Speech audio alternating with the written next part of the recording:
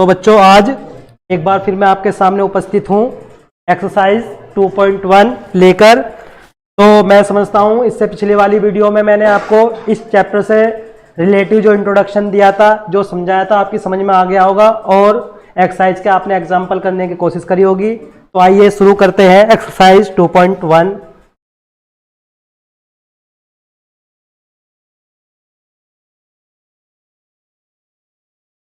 का question number 1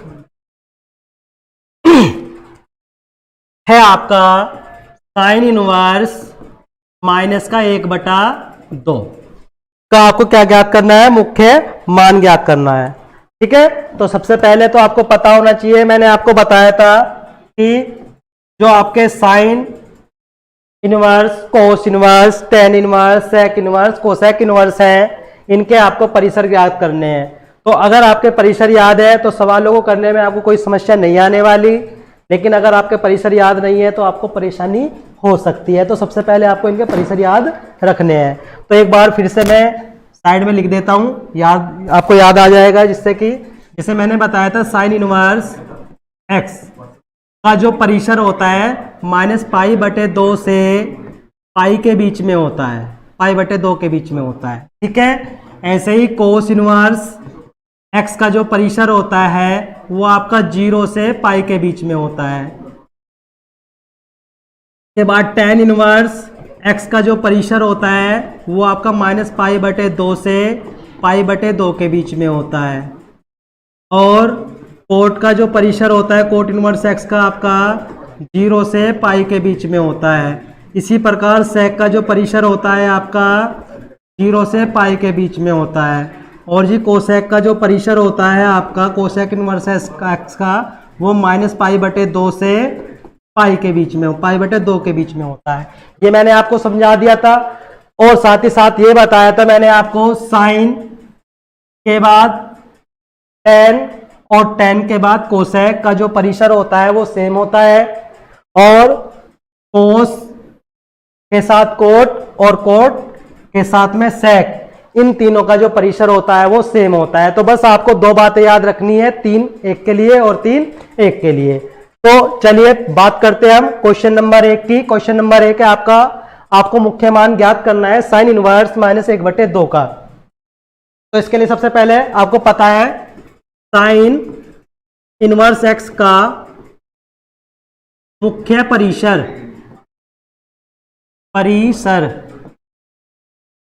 क्या है आपका? देखिए मेरा -π/2 से π/2 के बीच में होता है, आपको बता रखा है। ठीक है, तो अब सबसे पहले आप क्या करेंगे? माना साइन इनवर्स -1/2 बराबर आप क्या मान लेंगे? थीटा मान लेंगे। फिर साइन इनवर्स आपका इधर चला जाएगा, तो साइन इनवर्स थीटा बराबर क्या हो जाएगा आपका? -1/2 हो जाएगा। ठीक है, इसके बाद आपने कुछ नहीं करना। अगर माइनस की वैल्यू आ गई है तो इन तीनों के लिए, किसके लिए? साइन के, साइन इनवर्स, टेन इनवर्स और कोसेक इनवर्स में आपको कुछ नहीं करना। अगर माइनस बाहर आ रहा है तो आप सीधा सीधा माइनस बाहर लगा दो। ठीक है, इसके बाद आपको देखना है साइन में 1/2 वैल्यू किसकी होती है? साइन 30 की वैल्यू होती है। तो आप सीधा सीधा लिख देंगे साइन 30 को अगर हम रेडियस में लिखेंगे तो क्या लिखा जाएगा? π/6।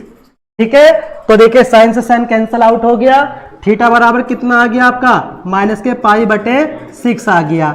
ये क्या है? आपका मुख्य मान है किसका? साइन इनवर्स -1/2 का। और यही क्या है? आपका आंसर है। ठीक है बच्चों, अब देखिए नेक्स्ट सवाल की बात करते हैं। नेक्स्ट सवाल है आपका कोस इनवर्स -√3/2। ये भी आपका ऐसे ही हो जाएगा। तो इसका मतलब यह है कि क्वेश्चन नंबर 1 से लेकर 6 तक आपको इसी प्रकार से हल करने हैं। अगर आपकी कोई प्रॉब्लम आती है तो उसे आप पर्सनली कॉल करके पूछ सकते हैं। ठीक है, तो अब हम बात कर रहे हैं क्वेश्चन नंबर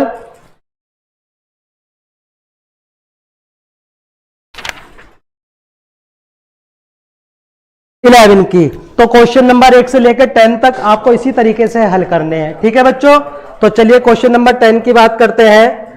इसे थोड़ा रफ कर देते हैं हम।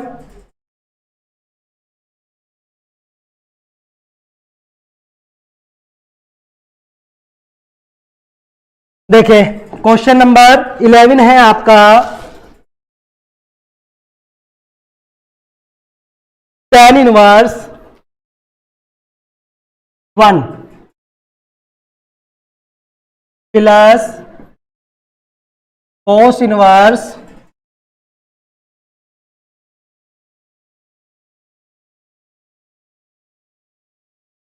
-1/2।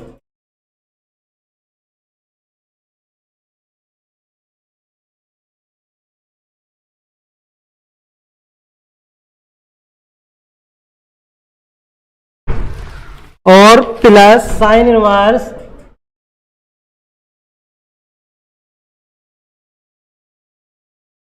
-1/2।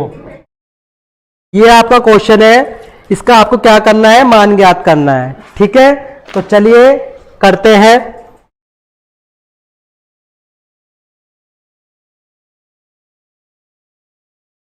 चलिए देखिए बच्चों, tan इनवर्स आपको पता है, tan में आपकी 1 किसकी वैल्यू होती है, tan π/4 की। तो 1 की जगह आप क्या लिख देंगे, tan π/4 लिख देंगे।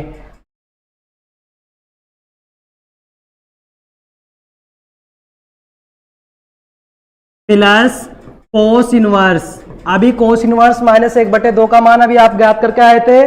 क्या था कोस इनवर्स x -1/2 का मान,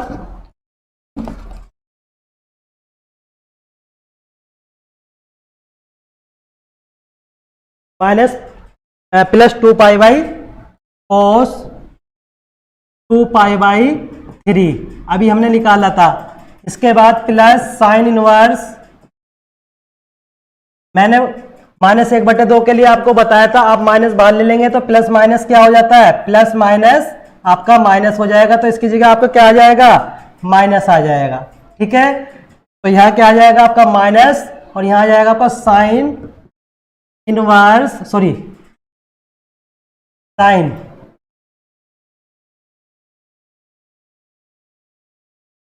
π/6।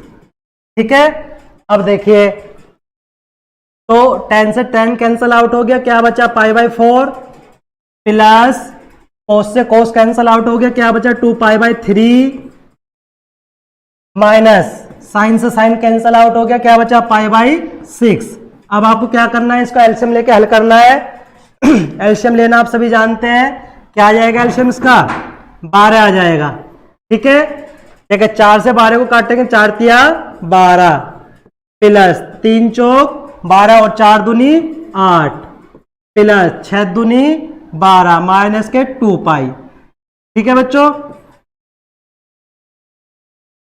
माइनस के, इसके बाद 3π और 8π आपके प्लस के हैं, तो 11π हो गया, माइनस के 2π बटे में 12, तो 11 में से 2 जाएंगे, कितना बचेगा 9π बटे में कितना आ गया 12। देखिए 3 से डिवाइड हो रहा है, 3 चौक 12 और 3 तिया 9, तो क्या आंसर आ गया आपका 3π/4। ये क्या है आपका इस क्वेश्चन का आंसर।